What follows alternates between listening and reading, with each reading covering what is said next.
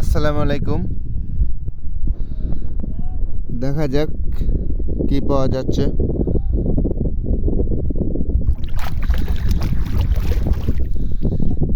যাক, একটা আমি মাছ পেয়েছি আস্তে আস্তে।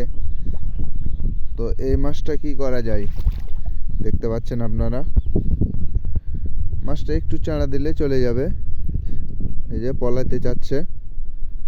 তো এই মাছটাকে আমি কি করব? আমি তো আছি বাসা থেকে অনেক দূরে, বাসা নিয়ে যেতে যেতে হয়তো মাছটি মরে যাবে। তো এই মাছটাকে কি করব আপনারাই বলেন।